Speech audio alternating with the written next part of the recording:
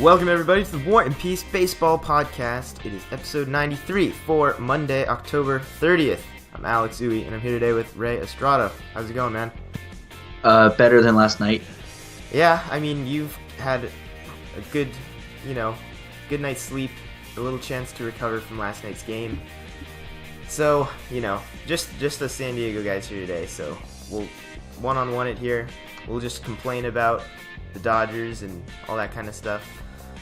And there's plenty of other controversial things that have happened in the middle of all of these crazy World Series games. We don't have to go through, every game play by play. It's not what we're doing here. We're just here to talk baseball. You all saw the games. You know how this stuff went down.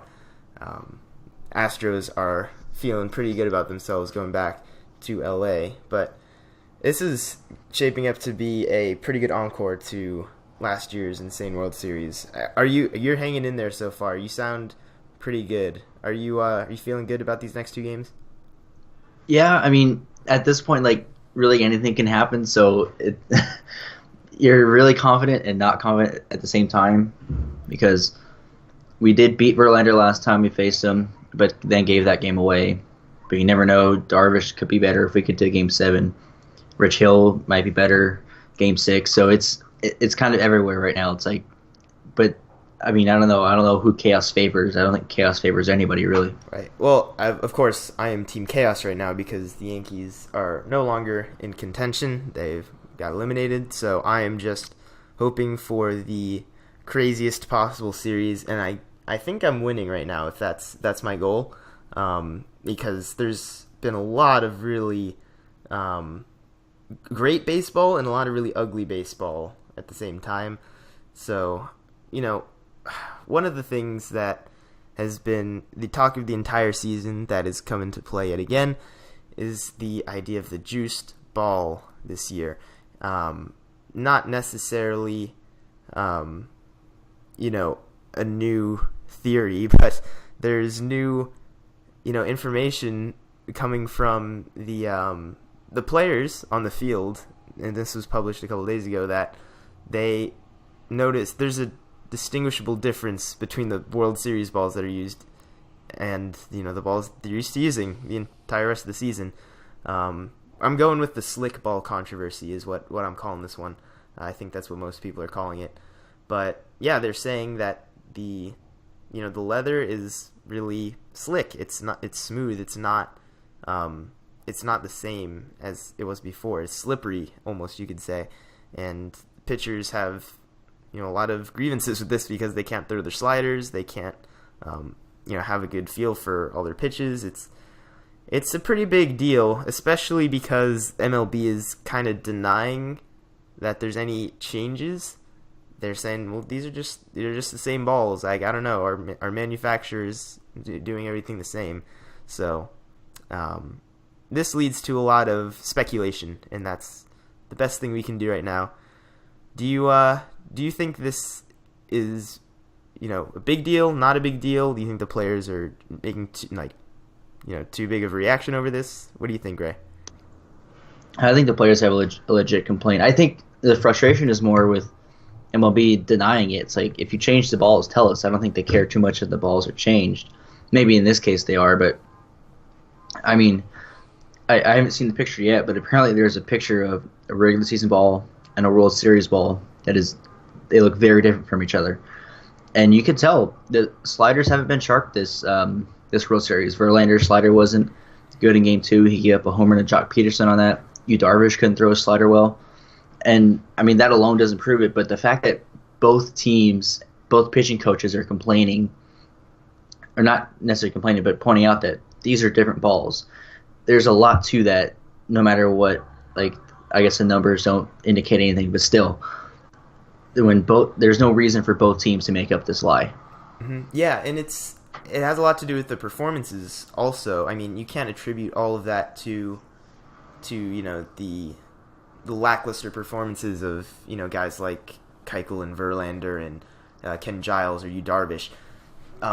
This is a situation that is out of their control right now anyway, and MLB is going to have to address this more directly because there is no way they're gonna just skate around this one by saying nope, they're the same balls.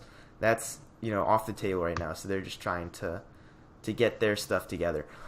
And from a home run perspective, when you talk about the juiced ball, so many people throw that around. I don't think anybody really knows what that means. It's all about the materials. There's nobody actually injecting apple juice into these balls that makes them travel 500 feet. That's just not. It's not a thing. I don't know what they're saying. Like, these balls are juiced even more. Like, what does that mean? Like, I understand that making very subtle changes to the ball can have very drastic impacts, and there have been people writing about the actual these very minute changes that they're able to identify and why you could consider these balls to be juiced. I don't know enough on the topic to make a clear assertion that the juice ball thing is something the MLB is doing intentionally, and this is a problem that needs to stop. Like, they can't just keep juicing it to their own desire. They can make these changes, and the ball is flying further, and I guess that's seen as beneficial for entertainment purposes. I'm definitely entertained anyway, but it's not just like the MLB ball manufacturing people, and I don't even know where the ball's made nowadays. I have no idea, but there's not like a dial that they can turn, like add this much juice to ball to make it fly this far. It's not how it works. So next year we will have plenty of new conversations about baseballs and whatnot. But right now, as far as I know, the balls are just going to be the same, and we'll have to deal with it a little bit longer. I mean, what do you get frustrated seeing the outcomes of these different baseballs, so to speak? I know you had some problems with just the Little League dimensions of Minute Maid Park in last night's game, which is a different thing altogether. But tell me what you think about all of these juice ball conspiracy theorists. Are you for it, or are you against it? I don't know. I'm kind of like you. I'm not an expert necessarily on this topic. I like home runs, but I also like pitching duels, so it's kind of a conflict of interest. But I mean, I would say I wouldn't mind if the balls are altered in some way to make them fly farther. But it's the fact that MLB is denying that. It's at least just admit that you're doing that, and then people will go, okay. But is there anything to that? I'm not sure, because there is a trend in hitters just trying to hit more home runs, and is that it's something. The juice ball is a lot more ambiguous and vague than the slick balls are, because the slick balls are kind of easily identifiable, but the juice ball is kind of weird. And like I said, I don't know what goes into it. I don't know if it's a very small change that nobody would notice. Right. Well, I mean, there have been a lot of it has to do with the way the seams are, like how tight the seams are, or how much they're raised. That's most of what is the noticeable controlled element of the balls. And pitchers have definitely complained about the difference in the seams this season, and just recently in general. So that's just one part of it. It probably has to do with the types of materials that they're using too. So there's way too much to factor. The point is, all you crazy conspiracy juice ball theorists who say that this has gone too far, this needs to stop. This is getting ridiculous. That, how is that a home run? 10 years ago, that ball would have been a bloop single over the third baseman's head.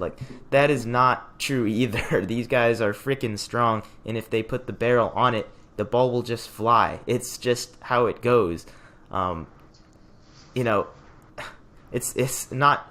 It's a major difference, but it's not nearly as drastic as you would imagine. Some people are taking it way too far. So that's the only thing I have to say about that. Yeah, let's go. Let's see what's next here.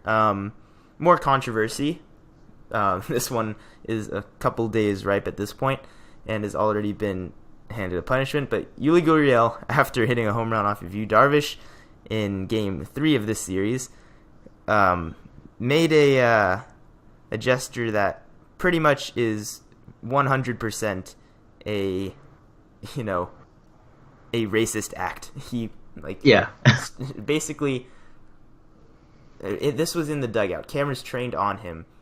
You know, does the I don't know, is it the Asian eyes where you like pull your Yeah, he eyelids, pulls his eyes. where you put your eyelids with your fingers to the side, and it was not an accident. It was not, there was no justification for it. It was just stupid, and he was punished. He was given 5-game suspension, which he will serve next year, which I understand because they can't do anything about this situation to make him serve it in this World Series. That's just not going to happen because the way the appeal process is, he can just appeal it and serve it whenever.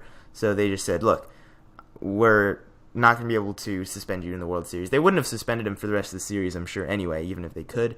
But they said, we're going to give you 5 games because, you know, they're going to be served next season. So just, you know, deal with it. You made a mistake. We know we can't suspend you for this World Series.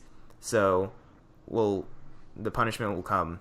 So, you know, did you have any, you know, other grievances with the way it was handled, you know, other than the fact that obviously it was just a completely disrespectful thing to do? Well, I mean, just the incident itself is just ugly, and there's no place for that nowadays. But I disagree with the way MLB went about it. I disagree with the fact that they say like, oh, well, he was going to appeal anyways and going to play anyways. That shouldn't matter. You're supposed to send a message. Think about it. What was it? 2 years ago, Chase Utley got suspended effective immediately after that slide. He did appeal and he played the rest of the series. But the thing is that they didn't say, oh, okay, we don't want to affect this series now, so we're going to push it down the line. That's what it seemed to me, though. They said, we don't want to interfere with this World Series, instead of sending the message that we will not tolerate this. I know you're saying they say that with a 5-game suspension next year, but, I mean, willing to suspend a key player for a World Series game, whether or not he appeals it and stays in for the rest of the series, they need to send that message to show that they're willing to do that, to show that there is no, like, nothing will come above that. But the way they made it look is that they prioritize this World Series in baseball over doing the right thing. See, when you're talking about sending the message is sent. MLB does not condone this behavior. It was the suspension was handed immediately, like the same, you know, case that you'd see if there was a brawl in a game, or, you know, Kevin Pillar faced, you know, a similar type of suspension after, you know, saying some, you know, slurs towards a fan earlier this season, I think.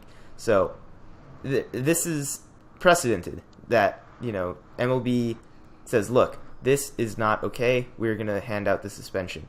But you know as well as everybody else that there's no way that he would have served that suspension in the World Series. That doesn't matter. So it does matter because they said, look, if we just say we're going to suspend you 1 game in this World Series or 2 games in this World Series, you're just going to appeal it. Nothing's going to come of it. We're just going to make the punishment more substantial because we know it's going to be delayed. We're just going to bulk it up a little bit, give you a larger chunk of time to serve that suspension in the next season, because that's the soonest time that he has any chance of serving that suspension.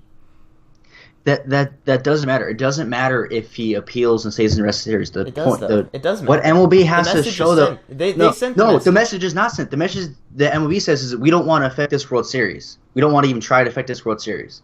No, they're realistic the message, about it. No, they can't be saying, oh, he's going to appeal anyways. You have to show that you're not going to. You're willing to sit down a key player in a World Series. And then if he appeals, that's fine. But send the message that you're willing to suspend a starting player for 1 World Series team. That you can't say, okay, he was going to appeal anyways. We'll push it down the line. That doesn't send the right message. All right. Well, I mean, the message was sent. That's the point. Like, there's no reason for this in the game, and, you know, he's punished for it, and that's fine. Yu Darvish handled things really well on the other end of that. You know, he said he's an adult, but he made a mistake. He'll learn from it. I don't want this to affect him in his family for the rest of his life for him making, a mistake like that. I mean, obviously he's going to pay for it. He's going to serve his suspension. He's getting a lot of scrutiny right now, but, there's some perspective here that it shouldn't be a reason to just completely ruin this guy's life. It's not. I'm not saying it ruined his life, but no. I'm just saying that it was like Yu Darvish handled it well. People are, addressing it appropriately, but not, going crazy overboard about it. So I think everything is about right where it should be regarding this incident. It happened a few games ago now. We just want to keep it in the rearview mirror. That's the whole goal of this, right? We want to forget about it. So as long as there's nothing recurring, he's apologetic. That's all you can do at this point. So, I don't buy his apology for a second, but well, you don't have to. The fact is that he wasn't, an asshole about it after the fact.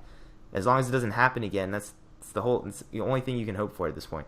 So, you can, people will still, resent this guy. I view him differently than I did, a week ago, but, what are you going to do about it at this point? I mean, you don't know the person personally. It's just something that needs to stay in the rearview mirror, especially for the rest of this fantastic series. So, we'll continue to roll down the list of controversial topics from this World Series. Let's talk about umpires. This is everybody's favorite topic of conversation, right? So, I think last night's game was the best display of the issues with the MLB umpiring as it currently stands. Home plate umpire, I don't even know the name. I was completely unprepared on this. Bill Miller. Bill Miller was the home plate umpire last night. Had a very, very generous strike zone. Of course, Fox does put up the K zone, which is pretty accurate for the most part. People can dispute all they want, but there were some very, very bad calls being made. So, give me your initial reaction to seeing something like that. Does it make you angry? Does it make you feel any need to incite some sort of change, or is it just do you just shrug it off at this point, even in a situation like this? I mean, Bill Miller is bad, and he's notorious for being a bad home plate umpire. Now, I'm not gonna get into another shouting match with you over electronic strike zones, but to me, I mean, it was frustrating to me. It's like MLB, the data shows that he's not a good home plate umpire. So why does MLB put him behind the plate for? Yeah, I'm right there. World Series I'm right there with you on that point. Like, if you want the best of the best out there, and some people believe that the best of the best is still the human eye, and some people believe that the best of the best officiating could be electronic. That's beside the point right now. The fact is that you don't even have the best people out there for this job. They have one crew that works the entire World Series, if I'm correct, and they rotate around. Yeah. So, get 6 umpires that can handle, being a home plate ump at a very high level. They have the data to see who's the best. It doesn't all have to be based on tenure and track record at this point. I mean, come on. I know umpire unions are pretty strong, but doesn't mean that you have to put a guy in the highest stakes game even if he doesn't deserve it. That's a little bit out there even then. So what's going to have to change about that? Because as it stands right now, you're just going to continue to have these bad performances from an officiating standpoint, which is not the focus of the game at all. It should never be the focus of the game. What do you think they have to do to ensure that this changes? Like, how do they go about that? I think short of the electronic strike zone, I think umpires need to be held more accountable for their calls. Like, especially home plate's really a place that needs to be shored up, because umpires don't really have to explain their strike zones. They don't have they don't have much accountability. Like, this is the strike zone. This is what I'm calling. And last night too, the Astros took advantage of that wide inside part of the plate more so than the Dodgers. But I mean, I I say I mean I like the idea of kind of specialty home plate umps. How that's going to work is maybe beyond my expertise, but Well, the thing is, like all MLB umpires are trained to be home plate umpires. I'm fairly exactly. certain there's no umpires that aren't, professionally trained to do that job.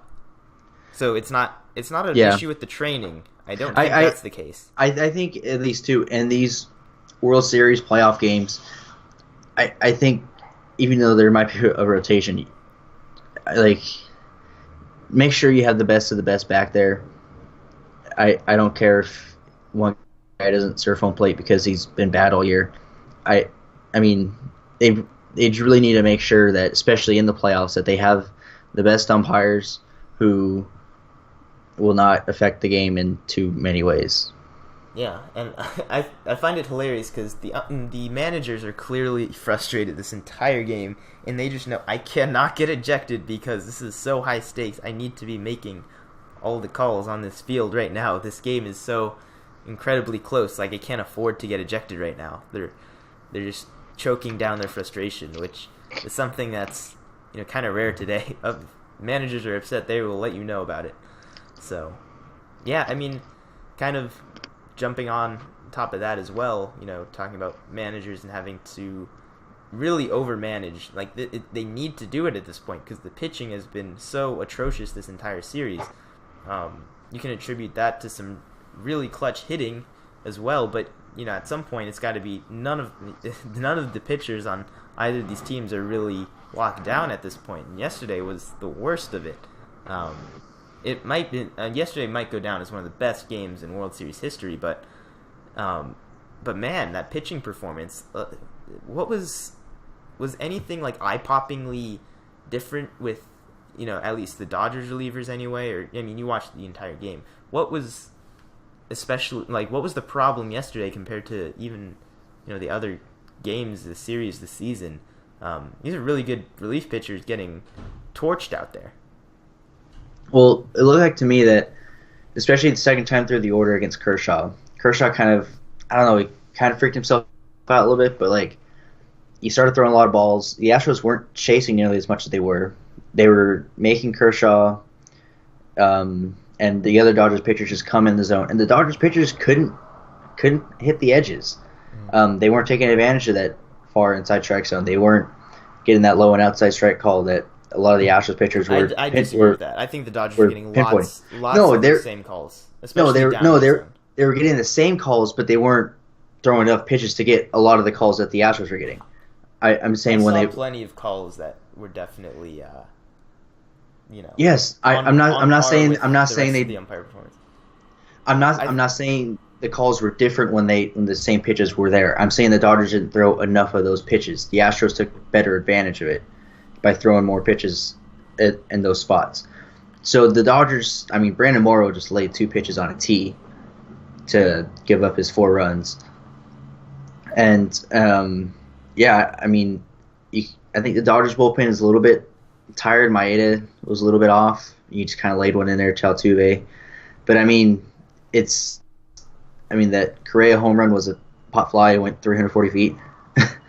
So, I mean, say what you will about that stadium, but yeah, I think it's a combination of a faltering Dodgers bullpen and a really good Astros lineup. So it's kind of exasperating the issues. So what are you looking for to change with this next matchup, Rich Hill and Justin Verlander? Like if you had to give your synopsis for this next game. For Hill, I would say just try and stay out of the middle of the zone. He needs to establish kind of a breaking ball, and he needs to spot that fastball well. I'm sorry about that. Were you? I had to mute myself for a moment there. Where'd you land there? Talking about spotting his fastball is what he needs to do. Yeah, I mean, it just comes down to the command. The command looks really awful this entire series. I mean, everybody's throwing their heart out right now. They're throwing, every last bit of life they have in their arm. But the fact is, it's really hard to hit. and they're making it look really easy right now. Everybody, Dodgers, Yeah. Astros, up and down, 1 through 9 in the lineup. So if anybody is able to just figure out that if they can mix up their pitches and locate so batters cannot just guess every single time what's coming, then you'll have a little more success. Because right now it just seems you're geared up for a fastball, and these guys are not missing it. A lot of these big swings are on fastballs. And even on the off-speed stuff, it's staying up enough to the point where they can make something happen with it. They're not being sharply executed in like even the off-speed stuff. So it's a problem that will certainly be addressed by pitching coaches ferociously this next day or two that they have. So obviously Astros like their guy on the mound for Game 6. They wouldn't rather have anybody else out there, but in the event that it does go to the 7th game, the matchup will. It's kind of up in the air at this point. It's going to be all hands on deck for both teams, obviously. But your starting pitchers will probably look like Darvish and I guess McCullers again. You could go Morton at that point, but yeah, it's going to be empty out everybody. You'll probably see some of the aces come back on short rest because that's just normally how it goes. I'd be shocked if Clayton Kershaw did not pitch in that Game 7 if the time did come.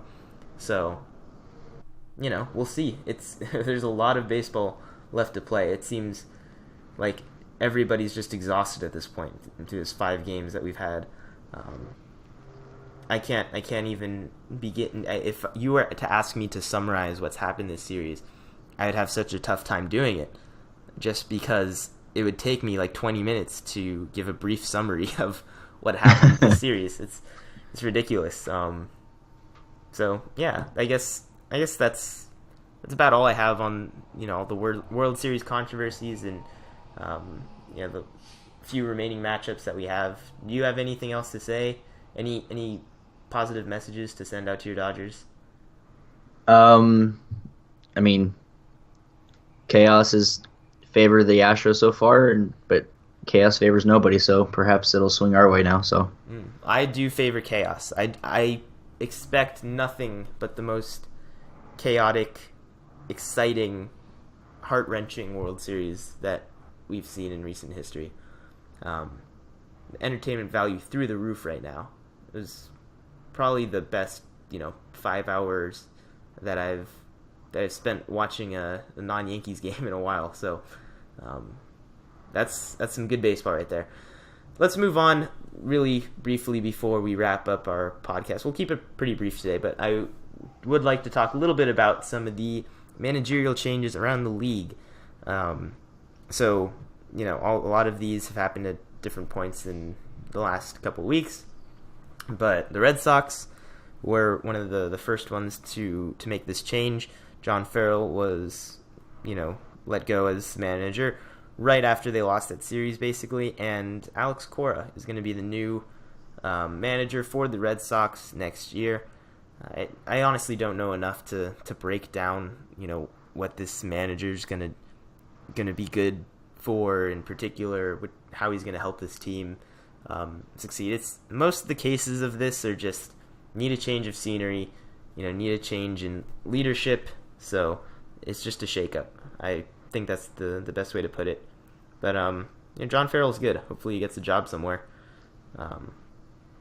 I've heard that he'd be open to going back to work with the Blue Jays, which is where he was before, I believe. So I don't know too much more about that. Do you? Obviously we're after we're done talking about the Dodgers. This is very very boring at this point. Kind of dry. But if you have anything to say about these managers, jump in. I can just go ahead and list off the other changes that have happened so far. Dave Martinez is going to take over for the Nationals after Dusty Baker was let go. And he was given a 3-year deal, I think. So he gets a little bit of time to try to figure out how to get them through a division series. It should be easy with that roster, but who knows? The Nationals are just the front office is, I don't know, they're just not good. Well, the front office is not the problem. No, They've assembled a really good roster. no, they've done that, but also this is their fifth manager since coming to Washington. That's not their. They have to do it. They have assembled a roster that on paper should be going to the World Series every year, or could be very reasonably going to the World Series. They just haven't been able to nail down the right guy. It's such a hard thing as a front office person to decide this person's going to be the right person for the job to get our team there. And then even once the series starts, I think it's very hard. Like, it's very easy to forget that the managers, they have control over the game, but they have very little actual control over what happens in these games. So there's a luck element in there too. The players are very frustrated when Jesse Baker was fired, and I mean we've seen. I think it was under Matt Williams' tenure when Papelbon choked out Harper. So I mean, it's not like it's a great roster, but there's some things that aren't quite there yet, and I'm not sure exactly what it is. Maybe Dave Martinez will solve it, but yeah, this year wasn't the same narrative. It wasn't the problem with the chemistry or everything was firing on all cylinders. This looked like a different type of year, and just in a 5-game series, they came out. Yeah, but so. I think then that leads to frustration over the firing of Dusty Baker, because I mean he went to 2 5-game series that in a game 5 things go either way, and he ended up losing those 2 game 5s, and all of a sudden now he's not the manager anymore. He's not the guy. So I think that's very frustrating for the players. Are you at a drag race right now? No, I think the Jets are flying. Well, yeah, I can actually hear him from here. We're not super far apart right now, but. Yeah, so it's completely sidetracked by background noise. Well, that's just how dry this managerial subject is, in my opinion. I just felt obligated to bring it up because we hadn't at any point yet. Gabe Kapler is going to be the new guy for the Phillies. So I guess the Phillies are still trying to figure some stuff out. They're a ways away. Joe Girardi is the last guy I want to talk about, who was very, very unfortunately let go from the Yankees. I'm very upset personally at Brian Cashman, who essentially made the final decision on this, or was one of the major influences in letting Girardi go. It was not that Girardi did not want to stay. Girardi would definitely have liked to stay to try to get this core of guys to a World Series, but he does not have that kind of control, even though he has been a phenomenal manager for 10 years, has the best record of any team with the Yankees in the past 10 years since he's been managing them. Of any team in baseball, the Yankees have the best record of the last 10 years. So, good job, Girardi. Every Yankees fan out there has not forgotten what you were able to do. I can assure you that there's not a feeling of resentment. Everybody is upset about this change, which is something that's very bizarre, because a lot of times when these changes are made, it's because of severe underperformance or lack of positive image or chemistry, like these different variables, and it seems like such a misplaced decision because none of those elements are there in this case. I think it was said in an interview at one point that Girardi did not connect enough with his young players, and there's a lot of young players in this Yankees roster. I can't imagine that being the case. I mean, especially considering how comfortable all these young players were throughout this season. I think even Clint Frazier, after this happened, issued like a public, thank you letter of sorts to his manager, who he only really knew for, less than half a season. Was injured for a lot of time there as well. But I don't buy that for a second, that there was actually any, serious chemistry problem there. I think it's just, it's going to be a decision that if the Yankees don't manage to do something great next year, is going to look really bad for Brian Cashman.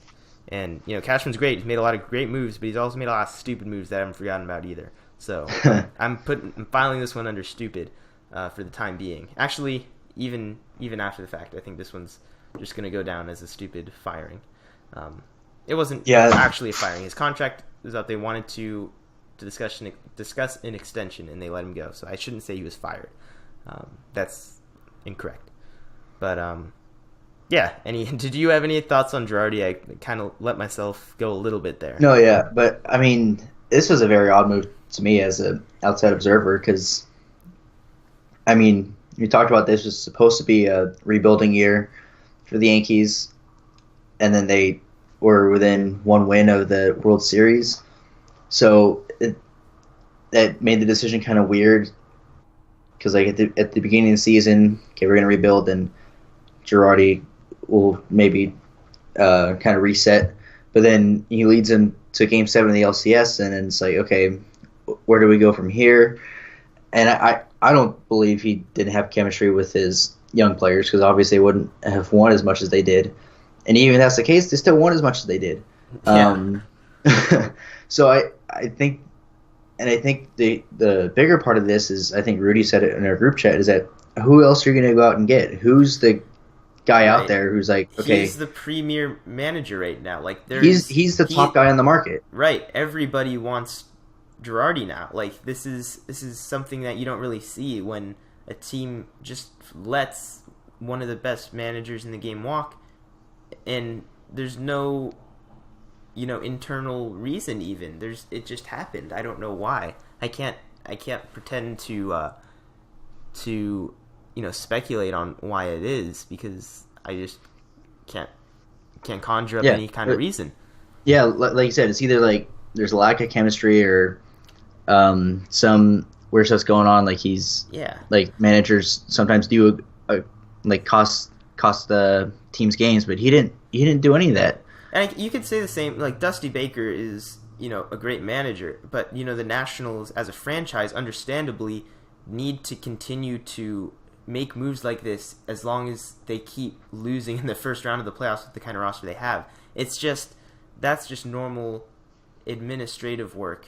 Even if it's not the quote unquote right decision, there's some reasoning behind it that even if you're upset about, you can say, well, I guess I see why they did that. And this if it's shoddy kind of reasoning, right? But yeah, it seems unprecedented. Is all I have to say about that. So, and it seems unjustified too. I should say even more importantly. Yeah. So I think that's where we're gonna finish off our podcast for today.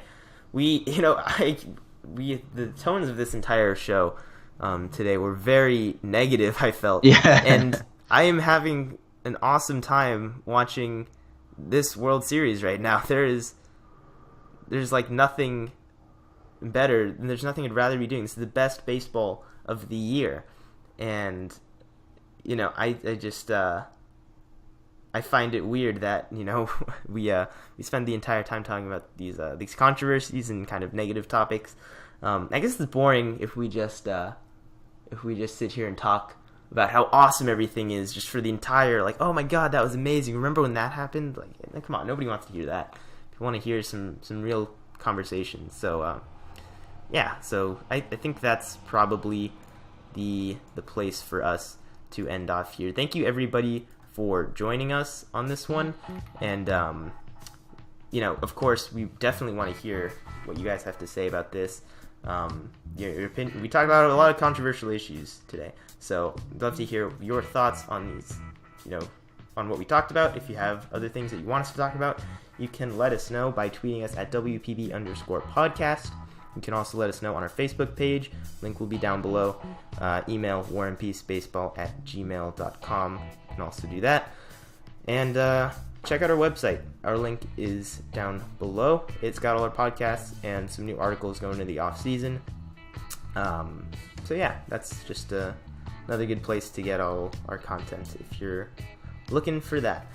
So that is going to do it for today. You have anything else to say before we head out here, Ray?